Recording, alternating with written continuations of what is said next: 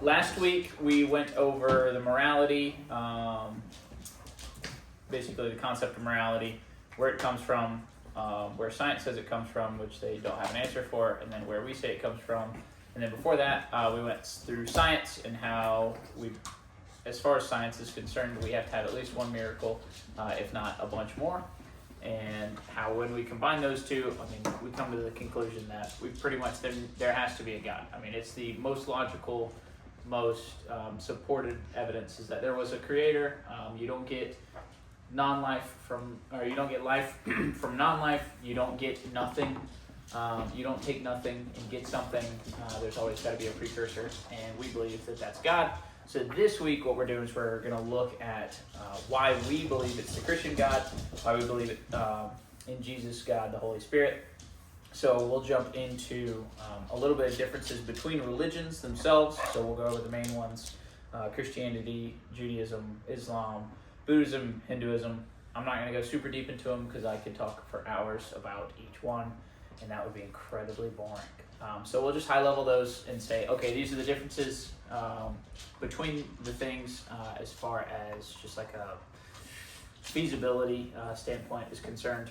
And then we'll go through and look at, this week the topic is the prophecies that Christ fulfilled, that Jesus fulfilled, which is super cool. I learned a bunch through that. So yeah, any questions before we go in? I just start off every one of these with, hey, anybody hear any new questions or have any new objections or anything like that we want to answer?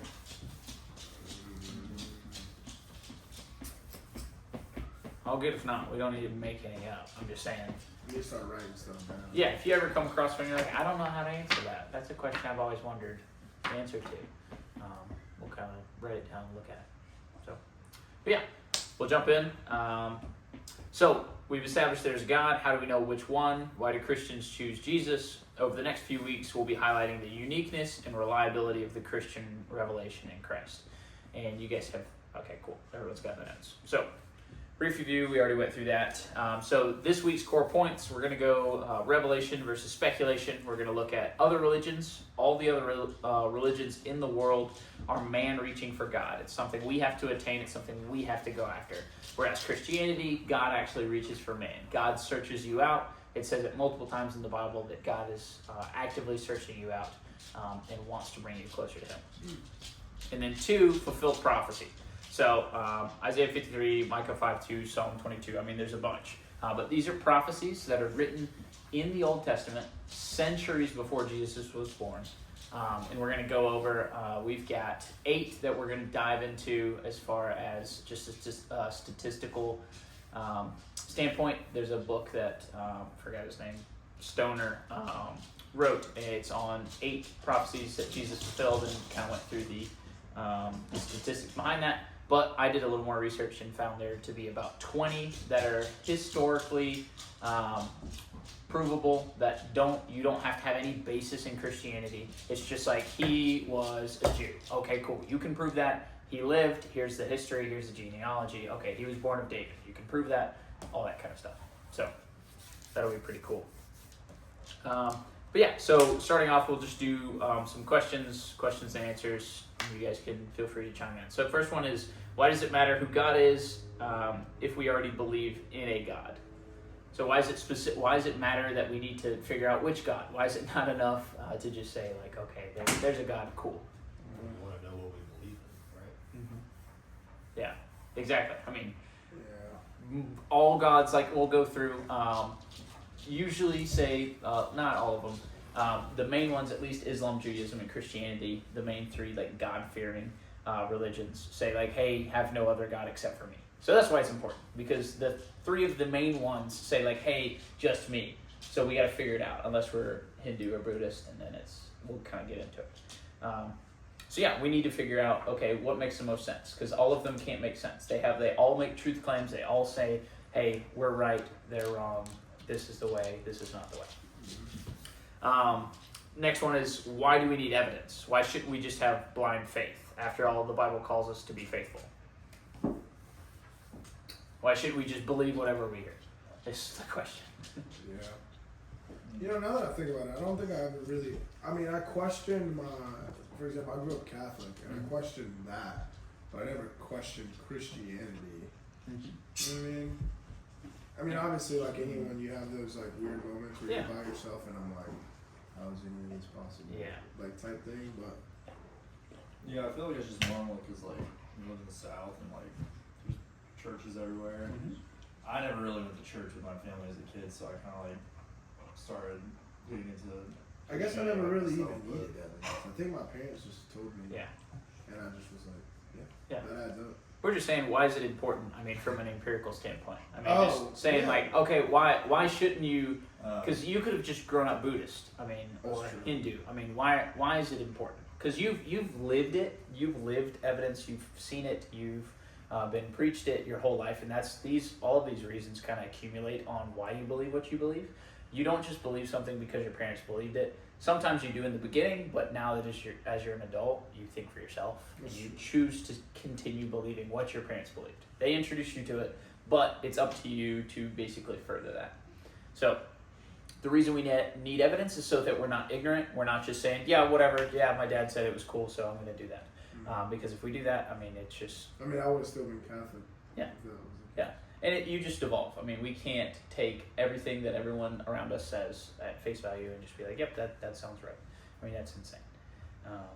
So yeah, I don't know about other religions, but I mean, throughout the Bible it says like beware of false teachings, basically to have discernment, to look into the claims that people are making about Jesus, about God, about Christianity, basically to beware because there will be false teachers.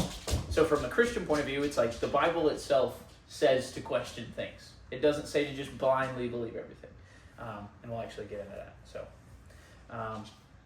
and then the final question that we'll tackle after all of this, I guess, after the following weeks is, if the resurrection really happened, so Jesus died, rose again, I mean, what does that mean for us? It seems like a pretty easy, simple answer, but we're going to think about it more seriously than like, well, it just means that the Christian God's the real God. But we're going to look at it, I mean, how we should, and realize that that's like the most important question that we could possibly answer. Just like if there is a God, period, that's incredibly important. I mean, that is second to, well, I guess that has to precede the second question, but the second most important question would be that, and then the most important question is, which God? Because if there is a God, if He made us, if He made everything around us, nothing else should matter as much as that. Obviously, things are going to matter. There's things that we need to do in life. There's things that we're called to do in life. But that's the most important thing, is following whoever that God is, His will. That kind of makes sense. Cool. Question, Kevin? Yeah, I was gonna ask, isn't it the same God for Judaism and Yeah. but it's just like We'll kind of get into that a little bit. But yes, in the beginning, so because we started off with Judaism and we developed it and branched off. So there's a lot of people that argue back and forth. It's like, well, Yeah. do the Jews have a different God now because they don't believe the That fullness? Jesus- They don't but believe don't all that three, Jesus like, was believe God. The Old Testament, like the Old Testament Yes. is, So that's, well, Islam is like a whole another thing. Because they don't believe that the Bible's infallible, and then there's a bunch of stuff that goes on back. So that's kind of separate. But Judaism, so being Jewish and then a Christian, same God of the Old Testament. We believe in that same God. Nothing changed. They fell off the wagon when they stopped at Jesus. They killed him. They don't believe in him. They don't believe him as the Messiah, all that kind of stuff. So that would lead me to believe that's the same God. They just don't understand him fully. They don't understand him in the way that Christians do. They don't understand. They haven't come to the realization, or they don't want to come to the realization, that the prophecies that Jesus fulfilled claim him and prove him to be the Messiah. Do they have prophecies? They believe in all the same prophecies we do. Well, I'm talking about like Muslim people. Oh, Like, what Not are their really. prophecies to where they're like, this is right? not really. They don't. We'll get into that too, which is cool. So, At least objective prophecies. They have prophecies that kind of are, they're just circle speak. It's like, yeah, the prophecy, it says it's going to happen, and it happens. There's no way to verify it. Trust me, bro, kind of thing. that's like just in the confines of the book. What we're talking about prophecy-wise today, there's a bunch of prophecies that he fulfills. It's like 351 that Jesus fulfills. But a lot of those are in the Bible. They can't be proven, things like that. We're looking at just outside the Bible, just historical prophecies that we're proving. And that's the 20 that we're going to kind of look at. Because that's important. Being able to prove it without leaning on the Bible as like your burden of proof is very important. When you're looking at it from an outside point of view. Yeah, that's a good way to defend yourself. Well, it's just like, I don't... Historically speaking, you can't... It's history, but Correct. you can't... It's just like, what do you mean? I can prove it. We prove it. Genealogies, records, all that kind of stuff. Whereas if you're just like, well, the Bible says it. It's like, well, you can't defend the Bible with the Bible. Like, you can if you're a Christian, but you don't want to against an atheist, against somebody that's genuinely curious. Like, hey, is this the right way? I have questions. You can't just be like, well, the Bible says so. Because that doesn't make any sense to them. They don't hold the Bible in any form of authority or anything like that. So, but yeah, so we'll jump in. Revelation versus religion. So the key point is Christianity isn't about man finding God, but it's about God revealing himself to man. So Hebrews 1, 1 through 3, God has spoken to us by his Son. So we'll jump to this next page. Christianity, at its core, is an evidence-based religion. I mean, you go through to John 20, 30 through 31. Now Jesus did many other signs in the presence of the disciples, which are not written in this book. But these are written so that you may believe that Jesus is the Christ, the Son of God, and that by believing you may have life in his name. What that's saying is like, I'm writing this so you will believe. I'm saying this so you will believe. I'm giving you this account as evidence of Jesus Christ's ministry, his miracles, things like that. So Christianity is an evidence-based religion. That's another reason that if you want to be Christian, you don't want to just be like, yeah, I believe it just because I believe it. It's passages like this.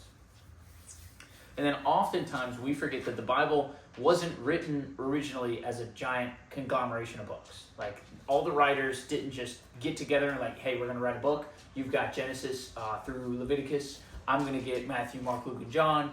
And like, no, these are all separate accounts. Or they're not all written by separate people, but a lot of them are written by separate people. I can't remember how many authors there are in the Bible, but it's a bunch. And they were written as letters. They were written as scrolls and tablets and messages to other people. They were recording what they saw that happened. They were recording what they wanted to relay to other people. And then after all of that, we ended up compiling it into the Bible. So a lot of people will say like, oh, well, of course, like you just later in the book that you wrote, that all one person wrote, of course you're going to say that it fulfills the beginning. They kind of exclude the fact that it's like, no, these are very, very different people that were like 1,000 years apart in their lives when they wrote the Bible. So it's just something important to remember, that the Bible is a conglomeration of a bunch of different works of literature throughout ancient history, like thousands of years apart. Yeah, it's so hard to think of the Bible in that time frame. At least for me, I'm always like, the beginning, Revelation is probably Yeah. a couple years, you know? But no, it's like thousands and thousands. Well, Revelation hasn't even come yet. So. That's true. Yeah. Yeah. Yeah. So it's it's just something to remember. It's like I think it's because it is in a book format. Yeah. So you, Oh, every time you read a we book, don't you're know kind of any like, different. yeah. It's like when I was a kid, I thought Jesus like walked around with one of these. It was just like, yep, this is what you need. You need this, and it's like, no, well, it was just half of this book that Jesus had, and he changed the modern interpretation of it, and was like, no, this is what it means. This is what you're supposed to do. And called out Pharisees and all the other religious elites and was like, you guys are living one way and then practicing another. You guys are not practicing what you preach. You guys are trying to outwardly appear like you're doing it, but in your hearts, you're not living like this. So let's jump. Any questions there in the beginning? Cool. Let's jump into comparing the religions. So first, we'll put them in two separate categories. One's going to be God-fearing religions, and the other is going to be non-God-fearing religions, because the non-God-fearing religions don't believe in a singular God in the sense that we do. So that means that they don't believe that God created the universe. They don't believe that God's all-powerful. I guess we'll just go in here. Buddhism specifically, there's no personal God. but some believe in a bunch of individual gods. These gods themselves are not like the Christian God in that they are still subject to the cycle of life. So these gods aren't almighty, they're not all-powerful, they didn't create space and time, they're not outside of that realm. They're basically just like Thor in the Marvel universe. It's like just a really powerful human being, but he didn't create the earth. He didn't create matter and energy and all that kind of stuff. He can still die. That's kind of what they believe about their gods. So they, in fact, believe that the universe, they don't believe that the universe was ever created. They believe that it has always been in a state of flux, going between existing and non-existing, and that they also don't believe that there's an ultimate heaven or hell in Buddhism. But everything's just in like a state of flux. Yeah, what is Buddhism? I just kind of described it like they're just like Earth's always been here. We're always in this state of flux. We're just in a giant spiral. So what about We're in- afterlife in Buddhism? They don't Is believe that anything specifically. Buddhism? Hinduism is more reincarnation, but Buddhism has some aspects of that. It's really just a cycle. Like they believe in the cycle of life and that just everything's infinite. So when you and die, you'll reborn pretty much. something like that. Yeah, there's a bunch of different sects of Buddhism too. So they don't all agree on one thing, and they don't have like a core belief. It's like if you believe this, you're a Buddhist. If not, you're not, kind of thing. So it's a very difficult to wrap your brain around religion if you didn't like grow up in that side of the world. Right. It's just everything's cyclical. Nothing has a beginning. Nothing has an end. All that kind of stuff. So yeah, then That we go. just doesn't even make sense. No, not from a logical point of view. Yeah. And then we'll get to it again, but Hinduism's much of the same. They believe in Brahman, an impersonal God that is unattainable through any means. He's a form of infinite consciousness that is the source of all things. Although they believe in one ultimate God, they have multiple representations of him that they worship, meaning that in practice they're polytheistic, so they have a bunch of different forms of this God that they have different names for and different statues for and different altars for that they'll worship. Again, there's no ultimate agreed upon core belief system in Hinduism, and their positions vary wildly on nearly all parts of the religion. Although they all hold to the fact that there's no beginning to time or the world, that it's been in a cycle, much like Buddhism, and that you'll eventually be reincarnated, reborn into something else. And there's also no ultimate heaven or hell in Hinduism. In Hinduism, you can attain heaven for a short period of time, and then you're reborn. It's weird. Heaven's not the ultimate goal in Buddhism or Is Hinduism the one where like how you kind of are on Earth will determine what you come back as? Like if you're a piece of crap, you could come back as like the worst thing, and Like a if mouse, you're like a decent human being, you could come back a cow or something. yeah, something fun. Cause isn't a cow like the big deal to them? I've got no clue. Yeah, the cow, and It's then like sacred. some of they worship cows because that's how Brahman like takes one of his forms is in the form of a cow. Yeah, that kind of stuff. But they don't have a concrete. They're very in flux, just like Buddhists. That's why they're not God fearing, because they don't believe that there is a single God that created everything that's outside of space and time. So you can't go to a Buddhist or go to a Hindu and be like, I think a Hindu is the correct thing. But you can't go to one and be like, hey, how did the universe created? Or how did the universe start? How was it created? They're just like, well, it always is. It always was. And that just doesn't make sense. Yeah, like, logically, both of those. Yeah. So remember what we learned from the science part of this Bible study, that there is a clear, definable beginning to the universe. I mean, science has proven that. There is a beginning to the universe. What started it, science can't prove, because they just say that nothing started it, because they don't have any evidence that anything was before the creation of the universe. They can't prove that. Mm-hmm. But they can measure and can track. There was a time in, I guess there was a point in time where the universe started, Right. because it's expanding. And if something's expanding, it has to have a point of origin. So You that can pretty have much, a Buddhist and a Hindu and be that like, just debunks them. Yeah. They're anti-science now, completely anti-science, because they can't wrestle with that fact. They'll just not believe that. Because there's zero evidence that we're in some perpetual loop. There's a lot of evidence that proves that we come from a definite point in time the universe does. Any question on those ones? What is that We went through it Is that what the we went? first meeting, the science meeting. So there's there's like radio waves, there's echoes, there's a bunch of stuff. But when you think about it, the universe is expanding. We measure its expansion. If something's expanding, what does that mean? At one point, it was No, I know. I get Smaller. that, but, like, I and just didn't know smaller and what smaller and metrics smaller and they were, smaller. like, basing That's that the on. metric. I mean, it's just the logic that if it's getting bigger, at one point it was smaller, at one point it was smaller, at one point it was smaller, until the point where you get, because they have no evidence of it stopping or starting to expand. They just have constant evidence of constant growth throughout however many years. And then there's a couple other things too that we went over. If you want to look back through the Yeah, notes. isn't that like atrophy or whatever? Where things naturally just. Yeah, that, and then they've got radio waves, they've got light waves, they've got sound waves, they've got a bunch of stuff like that that show that they're emanating Yeah. out from a point.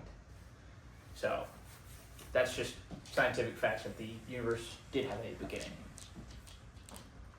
But yeah, so that's the non-God-fearing religions. That's the non-typical, like, they believe in a God, but it's just weird. It's cyclical, no beginning, no end kind of thing. So not a traditional God how we think of it. Right. The next one, we'll jump into God-fearing. So this is the God of the Old Testament, the same as the Christian God, but the Jews have made grave errors in their interpretation of the Old Testament. So they believe that the Messiah has not come yet and will come to rule over them with power. So while it is the same God, we have a fuller revelation of him through Jesus. This God's being the same as ours. He's a personal God who interacts directly with humans. He's a God that you can know, love, and speak to. They believe that Jesus himself was a lunatic. They believe that he was just absolutely insane. But yeah, it's the same God as our God as far as Old Testament's concerned. And we just understand more. We have gone through and interpreted the Old Testament differently than they have, and we say more correctly because of the evidence that we'll get to later. But this is like the Pharisees and the Sadducees, the ones that ended up killing Jesus because they were like, hey, this guy is saying that like we're horrible and we're doing all this bad stuff, and I kind of like what I'm doing. I kind of like being super rich and doing whatever I want and getting to wear these fancy clothes, so let's kill him. But yeah, it's very similar, the whole God aspect as far as our God, because it's the exact same one. They just don't understand fully, which there is hope for them. The next one is going to be Islam. This one's weird as far as like traditional religions go. So they believe that their God's transcendent and unknowable in essence. So they believe that they are servants and slaves of God and only exist to do his will. Contrasted with the Christian and Jewish God, we believe that, well, I think Jews are a little different, but Christians, we're the sons of God. He loves us. He searches us out. The relationship is father-son. It's not servant-slave or master-slave. It's father-son. So that's an important distinction there. The Islamic God doesn't actively seek out the lost, but invites them to come to him. So he's not going out after him. He just says, hey, you can come to me if you want.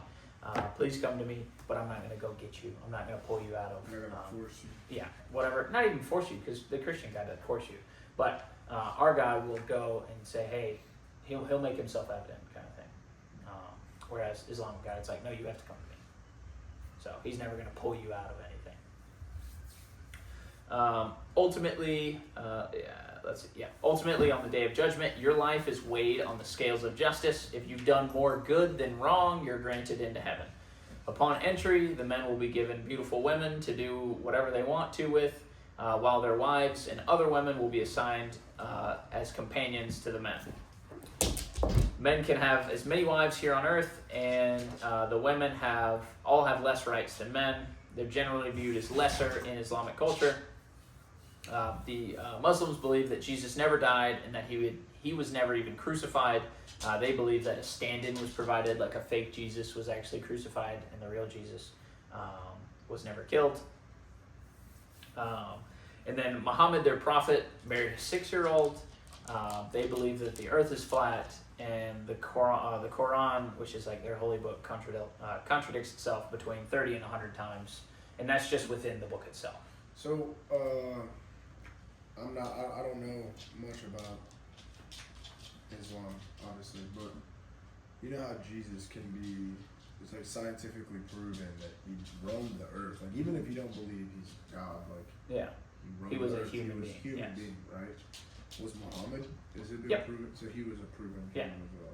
Yeah, he was a religious figure. I mean, I can't remember how many years after Jesus he was, but And yeah. where he did was a they person. originate? Like where did They branched off of Christianity and Judaism. They kind of, Muhammad took that and twisted it and added the Quran. I mean, like location wise in the world. Middle you know East. where- I don't know exactly where, but somewhere in the Middle East. But yeah. So we have a bunch of just moral issues here. We've got women are less than men. We've got you're just gonna have a bunch of. It says in the Quran, virgins whenever you get to heaven to do whatever you want with. The direct translation isn't virgins in the way that we know it. It just means beautiful women. That's a moral dilemma. Muhammad married a 6-year-old. Moral dilemma in almost every single society, modern society there is. I get so like I hear things like that, and obviously you think like I don't know. I think especially if you pay attention to the news, all you hear is the extremist version of Islam, especially in the era that we grew up, like post 9/11 Yeah. and all that. But then I see like a lot of the like I don't want to say the good ones or Yeah. whatever. No, but it's just like the non-extremists, the like the centrists. Yeah. non-extremists, because I know there are, and I'm ignorant, so pardon my ignorance, but I know there's like two types of, right? There's Yep, Sunni and Shiite. yeah. Yeah. One's more extremist than the other. Yeah. So where'd that? Now I'm just asking you. That's questions. just, I don't know where the split came from. Yeah. Like, I researched it enough to compare them as far as just like, to go as far as be like, okay, there's some issues here. We've got some moral dilemmas here. We've got some scientific dilemmas here. So like for example, the non-extremist ones, right? The kind of cool or chill version. Yeah. Like how could they possibly like be okay with their prophet marrying a 6-year-old? That's just something they have to deal with. And then it says they were consummate when she was 9. Oh wow. So yeah, and that's just something you've got to deal with as a Muslim, even if you're not extreme, because it's called like you can't just. It's like Christianity. You can't just take half the book and be like, I just like this book. These parts. This is cool. You have to take the whole thing. I wonder if there's a way that they try to There's explain definitely it or there's try to definitely like ways. around it. There's definitely ways. And then he having multiple wives, they'll defend that. They'll have defenses for being able to sleep with a ton of women up in heaven. Well, that's another all one that kind of too. stuff. I think because like I met him like Cinco de Mayo. I went out and just had a conversation with like one dude that was at the table at Ray's. Didn't know him, and I asked him all these questions. I was like, "What's up with the multiple wives?" He's like, "Oh, we don't do that anymore. Like that's not something that we do." And I'm like, but then I've also met other people that are like, "Yeah, my dad had Yeah. multiple." Some people choose not to do it, but it is in the book and it's okay in the book. Like it's completely fine multiple times. Like that's the goal, is to get to heaven to have multiple. So I mean, some people can choose not to accept parts of the book, but I mean it's in the book. It's probably like a lukewarm Muslim, but like I feel like, yeah, like when you go full extreme, like Yeah. it's like. Well, it's like they That's they not- take the whole thing. Like also in the Quran it says kill the infidel, which the infidel is the non-believer, which is all of us. So it's like that's why you have these extremist groups going out and killing Christians and killing Jews and killing all these other people, because in the book it says to do it. So let me ask you this: you know how the Bible has different versions? Is that the camera setup? No. Oh. So you know how there's like the King James version of the Bible, there's this version of the Bible, there's some Bibles that don't have certain books. Are there different versions of the Torah? Are there different versions of the... There's different Quran? translations. So the King James versus ESV versus NIV, all of those have the exact same content. The difference is translation. But the translation couldn't be interpreted in different... No. So at least in the Bible, as far as the Bible's concerned, it keeps the core message. There are some that water it down so much for just general people to try to understand that it loses some of its meaning. But all of them, it's taken very seriously. It's not just Joe Bob's translation. It's like, I think I could write this and make it make more sense. Like, no, these are scholars that go through, read the Greek manuscripts as far as the New Testament's concerned, read the Hebrew, like thousands and thousands and thousands of hours and manuscripts and documents that are thousands and thousands of years old. And all these people have like PhDs and have done their whole life, their doctoral studies in translation to make sure that they're getting as accurate as possible. Okay. So we're talking about, instead of you, it's thou. Or I instead understand of, that. yeah, I get that. that's more really, so the books, right? Because Yes. certain Bibles don't. There are more books. that's the difference in Catholicism and Protestantism. Mhm. So we believe the Old Testament, because the difference is the Old Testament. We take the Old Testament that the Jews had. We took that directly, the Protestants did. They had agreed on a canon, we got that. What the Catholics did was the Catholics saw that and were like, yeah, but we're gonna actually include some more books into the canon, as far as the Old Testament's concerned. We just took what the Jews had because they had already agreed upon it. We're saying, okay, this is the Old Testament, this is what God gave us, versus the Catholics. They're like, okay, cool, we're gonna not even add that, we're just gonna take some of these other writings that came from around the same time and canonize them and basically make them into the Old Testament. I don't think there's anything in they call it the Apocrypha, or I think Protestants call those books the Apocrypha, the extra books. There's nothing in there that I think would keep them from not being Christian, or vice versa. Right. It's just more detail. I guess to get around to me, the main question is like, do you think that in the Quran has, say, extra books in a certain Quran or something, to where that splits the extremist from the? I've got no clue. I'd have to look into it. I think it's literally just like, as far as interpretation and application. I think some apply the entire thing. Some are like, well, nowadays it's not okay. We can't really do that. It's not the 8th century anymore. We can't go kill, rape, and pillage and force people to be Muslim anymore. So we gotta do it a different way.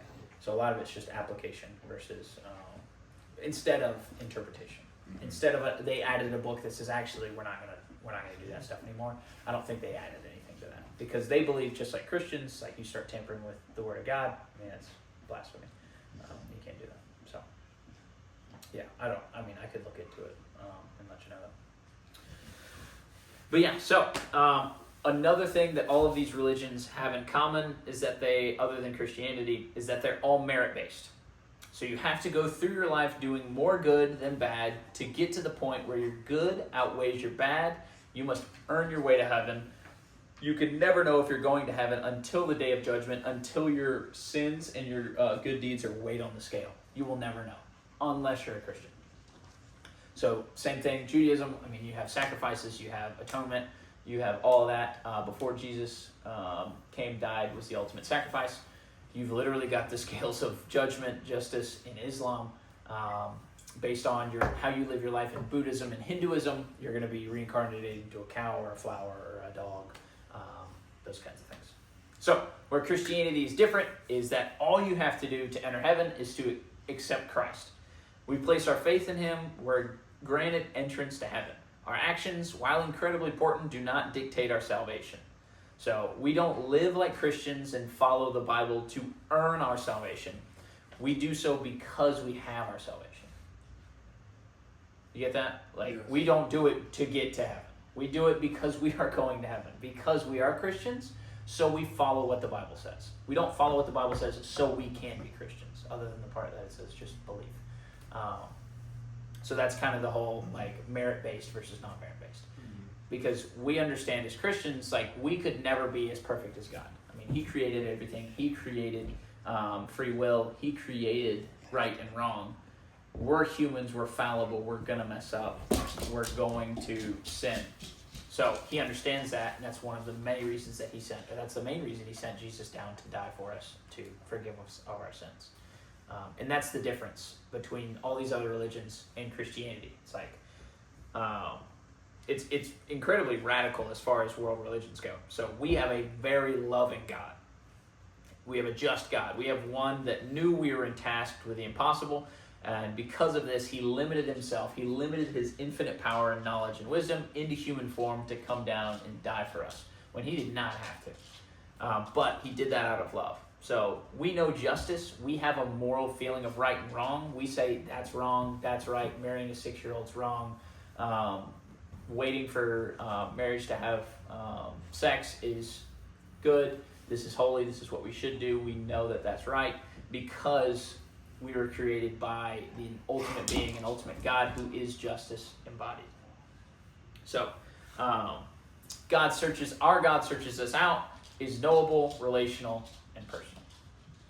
So, any questions on the differences kind of in major world religions? I guess my only question is getting an outside perspective, thinking all the millions of followers of Judaism, Hinduism, Buddhism, Islam, say they're in the same situation talking about their religion. What's their, maybe not counter argument, but what's their perspective on Christianity? Yeah. And why are millions of people following this, and why they think Christianity is not its belief is incorrect Yeah. per se. We should invite. Yeah, like, So- what are some of the things they'd say, like, you slave to, like, Muhammad married a 6-year-old, and, like, this, obviously, like, there's nothing that crazy in the Bible. Well, I looked in going through this. Like, I know, I looked in slavery context. was one I looked people in bring up, context. You and can look in stuff. context for anything in the Bible, like Yeah. supporting slavery. You Yeah. look at Thomas Jefferson and all that kind of stuff that used it to support slavery. You look at it in context, it does not Yeah. support slavery. No, In context, Muhammad married a 6-year-old. Like, but what you're going back to, the entire house of cards that Christianity is built on, that makes it different from everything else, is the life, death, and resurrection of Jesus Christ. If you can disprove that, we have nothing. The entire religion falls apart. So if you're going to disprove it, if you're going to go after it, you're going to get and say that was a lie. He was a lunatic. They took his body. They hid it. He never died. He never existed.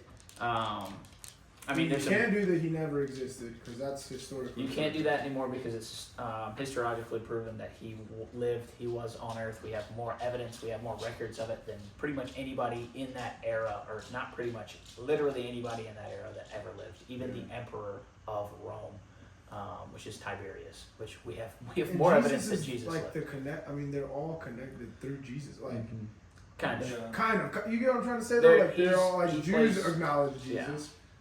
Muslim people acknowledge Jesus. Well, Muslims think he's a prophet, which is insane because he was a prophet for their God that ended up leading billions away from their God. That's just logically, Yeah. he would not be a prophet. He would be horrible. He would have been hated by Allah.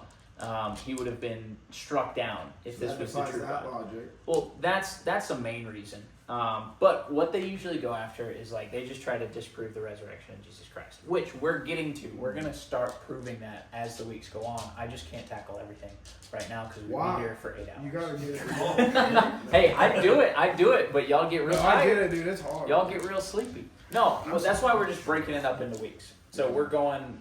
We're just talking about the differences. And we're going to say, okay, this is why. Like we're about to jump into prophecy. So many reasons why we believe that Jesus is the true and the one. Because everybody else, when they try to disprove Christianity, they basically can just look at Jesus and say, yeah, that never happened. And then they'll just give excuses, which we'll go over all of the reasons why people say that it never happened. We'll go over all the alternatives, all the theories that people say and think. So we'll get there, I promise. Yeah, it's a very general. Yes, we will cover it. 100% we will cover it because that's incredibly important. I'm not going to sit here and say, yep, this is what we believe. Everybody else sucks. Believe me, I promise. It's, at least in my thought process of it, it's all about contradictions. Like, they'll they'll say, for Christianity, they'll say, well, if your God's so great, they'll bring up the slavery, they'll bring up moral stuff. Like, talks about slavery, says that's cool. That's one of the contradictions they'll use on us, is like moral stuff. Yeah. But like, well, if he's so good, then why am I hurting? Why are people in pain? Yeah. Other religions have different contradictions. Every religion is based on faith. The only thing is that like some of them are more easily disproven, like the universe theory for some of the ones that don't believe in anything beginning.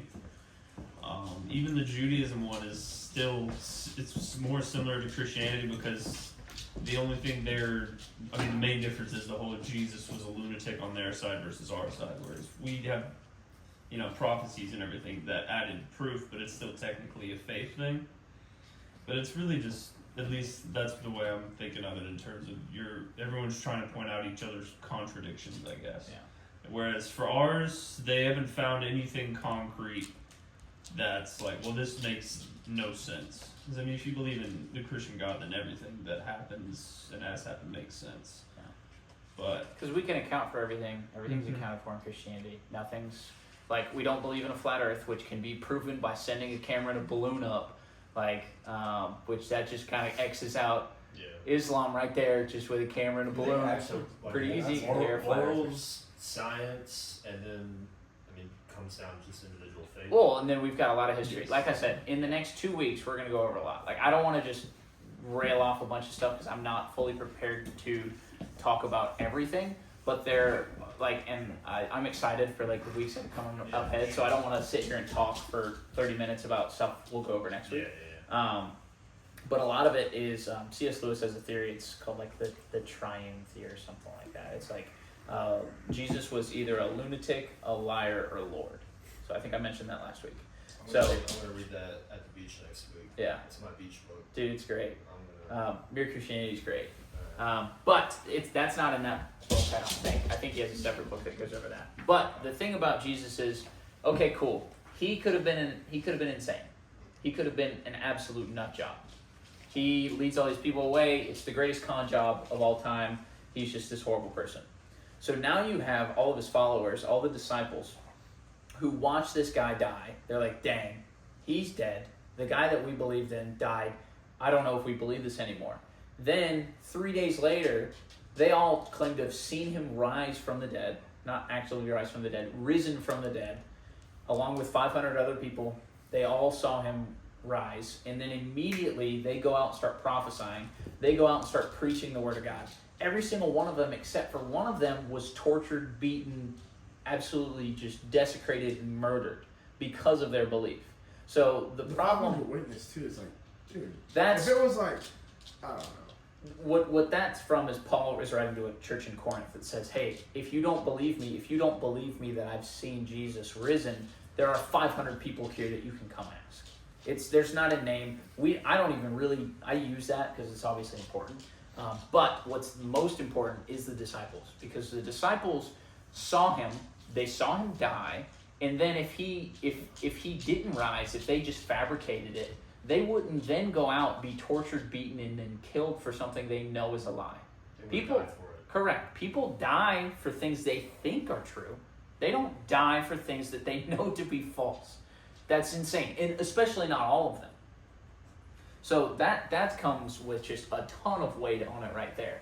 Like, not all of them just were hallucinating to the point where they're all willing to go to death for it. Especially Paul, who used to be Saul, who was famous for killing Murdering, Christians. yeah. You don't make that flip and then be like, you know what, I'm making the flip, but I'm doubling down on it even though I know he was a liar. It's like, that just doesn't make any sense at all. And we have records of every single one of them.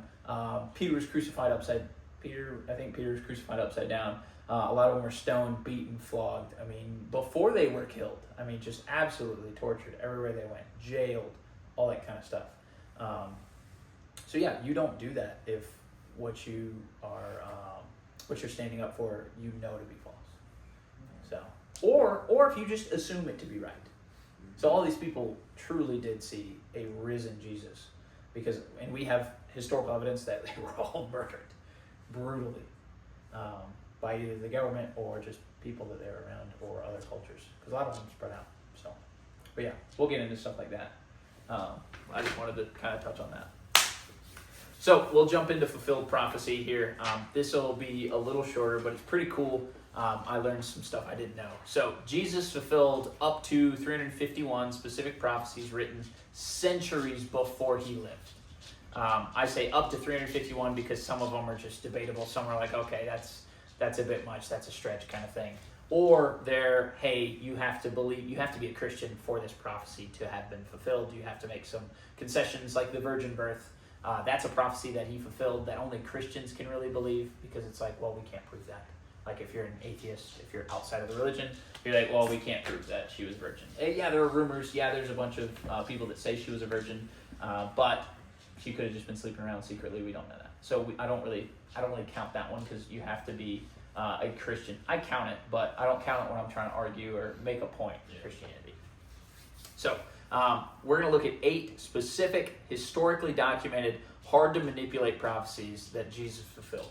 And by hard to manipulate, I mean like where he was born, Like you can't really make that up. They did censuses. They took record of where people were born, where they grew up, all that kind of stuff. Their lineage, their genealogies. So there are about 20 that fit this criteria, but Peter W. Stoner, a math professor, did the work for us on these 8 as far as the statistics go. So the first one is born in Bethlehem. So probability of that happened about 1 in 100,000. So Bethlehem was a small town, 1 out of 8,000 of Jewish population. So the chance of birth there is pretty low. So the next one, he was preceded by a messenger. 1 in 50. This is a prophetic messenger like John the Baptist appearing before the Messiah in a rare event. So the Old Testament says Jesus was going to be born in Bethlehem.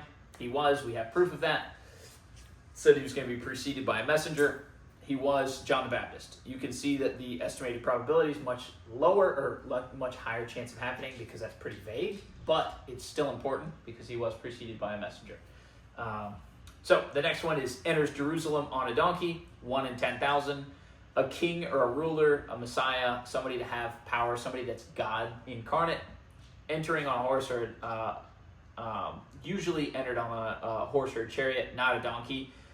So it's interesting that the Old Testament, who says, hey, this Messiah is going to come in reign and power and serve you guys and take control So and piss the deliver Jews you. off, right? That's what we Yes, talked about before. They had this kind of like idea, Preconceived notion of like, yeah, he's of going to what come a in. king should look like, Yes. essentially. And the only people that like knew the Old Testament then were like the Pharisees, like the high priests. And the people that could read, Right. and then the Pharisees and Sadducees, and then whatever they would teach, Because so I people thought would that know. they like Because kept it, and then they correct. kept it. It They wasn't told just them what it was, common and they knowledge. kept We it. didn't have just Old Testaments that we handed out. Most people were illiterate. They knew what the priests told them. They knew what the Pharisees and Sadducees told them. So yeah, they knew. They chose not to believe. The next one, he was betrayed by a friend. That's 1 in 100. So obviously, being betrayed by a friend, the Messiah himself, the so-called Messiah in the Old Testament, being betrayed by a friend, you wouldn't imagine that the Messiah that's planned to come would be betrayed by somebody. But just a human being being betrayed by a friend, being put to death for it, they give that a probability of 1 in 100, which I hope the odds are better than that in my life, that I'm not betrayed by one of you guys and killed because of it. But they give it a 1% chance of happening. So betrayal is uncommon, especially back then, especially among friends and disciples, but possible. So the next one is specifically betrayed for 30 pieces of silver. So this is a 1 in 1,000 chance of happening. This is an incredibly specific amount of money. Yeah, but 1 in 1,000. I feel like I think it's I didn't do the math. I know. This is a history. This is a math professor. Because that's real specific. Like, Incredibly specific. Yeah. And this was written hundreds of years before Yeah. Jesus' birth. Next, money is used to buy a potter's field. So what happened was, it prophesies this in Zechariah 11:13. So when they give Judas the money for betraying Jesus, he's so grief-stricken, he tries to go and give it back to them. He's Yeah, like, try I to pull it can't back, even yeah. take this. He's like, I'm going to literally kill myself. That's what he ends up doing. So he gives it back to them, and they're like, what do we do with this money? This is nothing to us. And they literally go buy a potter's field. They go buy a field from a potter. And that's claimed to have, that's prophesied to have happened hundreds of years before it actually did in Zechariah. So, yeah, absolutely crazy there. So the next one is being silent before their accusers. So 1 in 10,000. This is, I don't know, obviously, how he did all these calculations. You just have to read his book if you want to figure out where the calculations came from. But most people being accused of blasphemy, of being the king of the Jews, of lying to all these people, aren't going to just sit there and not defend themselves. And that's exactly what Jesus did by all accounts. The next one is pierced hands and feet. 1 in 1,000. Crucifixion at this time was unusual, and the detail of hands and feet being pierced is incredibly specific. So that can only mean one death, and that's crucifixion.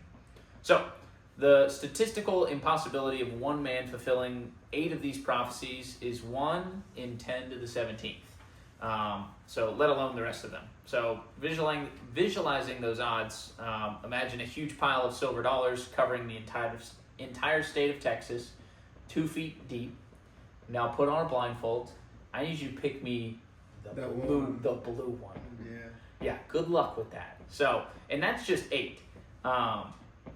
In another, so the thing that I found so cool, there is not a single other figure from any other religion that has fulfilled multiple historically verifiable prophecies that were written before their birth.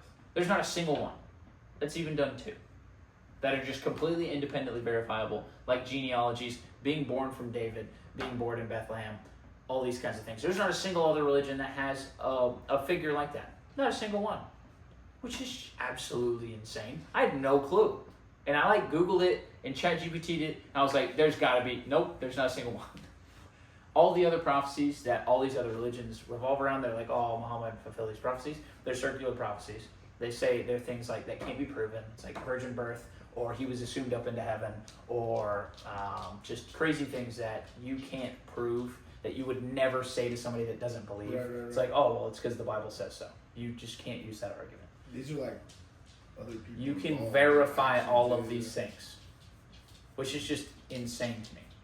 That's pretty wild. I didn't know that there was only one, and that's Jesus, that has even 2 prophecies that they fulfilled that are actually verifiable.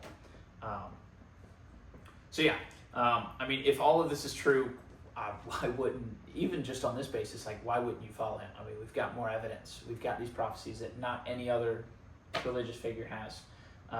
We have the moral issues. We have the scientific issues. We have all these things. We have all this evidence for Christianity in Christ. I mean, what's keeping us in our day-to-day lives? I mean, we're all Christians here. What's keeping us in our day-to-day lives from giving our full faith to him, from putting away what we don't want to give up? What we're like, oh man, yeah, I just want to really keep this. God, you can have 99%, but this one thing, I really like doing coke. I'm good. God, you can have everything else. Big coke guy. Or just alcoholism, or because obviously alcohol's not bad, but if you start getting drunk every 2 days, I mean, that could be your vice, or pornography, or premarital sex, or anything like that. What's keeping you from doing that? I mean, with all the evidence, and we're going to go through more, with all of that, why are we not, and I'm guilty of it too every day, of not living like that's the truth? I mean, if we claim to be Christian, if we know the evidence, as we're going to develop more, it's what are we doing? What is it really worth 80 years of keep holding on to this vice? And I'm like, I kind of like this. The devil's strong. Yeah, but you're stronger, and so through God at least. So, and it's a mind thing. You can't just use the scapegoat. And I'm not saying you are, obviously, but the devil is very strong, but God is infinitely stronger. So that's what I'm saying. It's just lean into him, and you can get through anything, because he created joy and happiness. So being with him, doing his will give you joy and happiness. I mean, he created it. What he wants done will bring you that, if at all, if at the latest in eternity. I mean, it might suck. I mean, if you're Job, it's going to suck while you're here. God took everything from Job, but he did it to test him. He did it to test his trustworthiness, his faithfulness, all that kind of stuff. And at the end, I mean, obviously he went to heaven and was with God forever. So yeah. And then the last bit here is I've got the 20 that I believe that I went through and I believe are historically verifiable outside of Christian belief. Just for your knowledge, I find it super fascinating. So born in Bethlehem, descendant of King David, he ministered in Galilee. He was betrayed by a close associate. He was betrayed for 30 pieces of silver. He was rejected by his own people. He died by crucifixion. He entered Jerusalem on a donkey. He suffered with criminals. There were no bones broken in his body. He was buried with a rich man. He was silent before his accusers. He was mocked and insulted. He preached good news to the poor. He called out the Gentiles. He was from humble beginnings, meaning Nazareth, which is where he grew up. He predicted the temple of Jerusalem's destruction, raised up from the line of Judah. His ministry was marked by miracles and healings, which that one's a little outside of there. But the claims that he did these miracles, I mean, just predicting that there would be claims about somebody that did this, even if it's not right or wrong. Just the fact that you're saying that this guy's going to have claim to at least done them is still very unlikely to happen. And then he was a suffering servant bearing the sin of others, meaning that he didn't come in riding on a white horse and just destroying everybody. Like he suffered with us because he took himself from the infinite and made it finite. But yeah, I just think it's super cool that there's, 20 that I could find. I'm sure there's probably a couple more that are historically proven or historically verifiable kind of thing. But I just think that's cool. And yeah, I just wanted to leave you guys with that. Like, hey, if we truly believe this, what are we doing? What are we doing? What am I doing? What am I doing? Like, thinking the thoughts that I do. And obviously, I'm not perfect. I'm never going to be perfect. What am I doing? Holding on to premarital sex and just getting drunk and thinking about girls how I shouldn't and all that kind of stuff. What's that get me? Nothing. What'd you say, Josh? What'd you say, Josh? Speakers are. You're like a robot. I don't think that's my phone. I can hear you, but it's like a robot. What's all the cocaine gonna get you? That's something. Literally nothing. No. Nothing. Nothing good.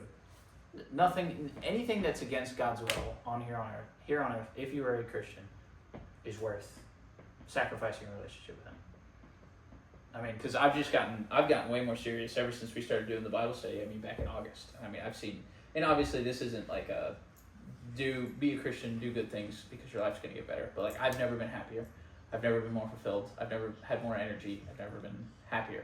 Obviously, it's not gonna be like that always. Like I'm gonna have horrible days. It's gonna be rough. It's gonna be tough. It says it's gonna be rough and tough in the Bible. But as a whole, I do believe the closer we draw to God, the closer we try to believe in Him and do His will instead of our own, the more we lean on Him and not our own understanding, the better we will be here on earth for it. And definitely the better we'll be in heaven for it. So yeah, I just definitely don't want to leave any doubts about my salvation, because nothing's worth it. Nothing here on earth is worth even a second of our time. That's not truly of God. And obviously you're gonna stumble. I screw up every day, but just the whole and just where your heart is and where you're focusing on stuff. But yeah, it's kind of my charge for you guys. But we have any questions or anything like that on today? I like to know something. It's cool. It's cool just researching it because I just learned stuff like that. That there's no other prophet in the Bible or in the like any religion that's even close to Jesus as far as prophecies fulfilled that can be proven through genealogies and history and data and stuff like that. So I think it's pretty cool. But yeah, I guess we'll go ahead and pray. Anybody have any prayer requests or anything like that? And Good or bad? Bryce's, Yes, you're right. wife. We've got a coworker whose pregnant wife is sick. Do you know if she's like super sick? He said she was having like heart something. That doesn't sound good. Yeah, no, Yeah. Okay. might not be bad. But Yeah, but still, it's anytime you're at all sick with a baby, like when you're Yeah. pregnant, not good. Not good. Scary. My parents are going to Mexico next week. Yeah. There's a lot of drama. I just hope. Yeah. I hope people just leave them alone. That'd be nice. That'd be great. Yeah, we'll pray for that. Anything else? I'll include my aunt in there. She's been struggling with her health Yeah. past few months. Cool.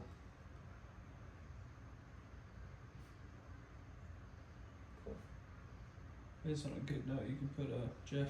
Yeah, yeah. We had a family friend who had a really, really aggressive form of cancer and had it for like a year before they even caught it.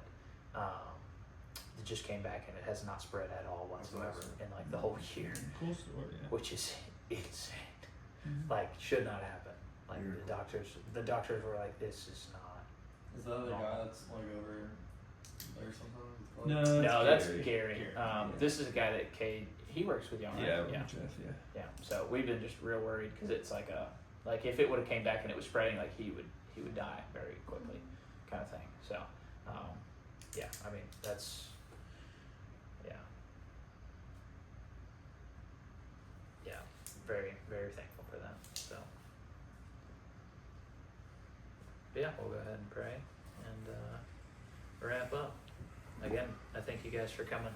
It's good to see everybody. All right, dear Lord, thank you for the wonderful week that we've had. Thank you that we were all able to gather here safe and sound tonight. Lord, I pray for those that weren't able to make it. I pray that you would be with them. Put your hands on them and watch them as they go about their days and their lives, Lord. I pray that for Bryce's wife, me and Kevin's coworker. She's sick. We don't know exactly what's going on, Lord, but I pray that you would just put your hands on her and give her health and protect her and the child that she's bearing, Lord. I pray for Gustavo's parents as they go to Mexico. I pray that they would have safe travels to and from, and they would have a safe trip while they're there. Lord, I pray for Dante's aunt. Pray for her health. She's been having some health issues, and you know better than anybody, Lord. I pray that you would just be with her, place your hands on her, and your will be done in that situation, Lord. I pray that you would just give her and the family peace and guidance in this time, Lord.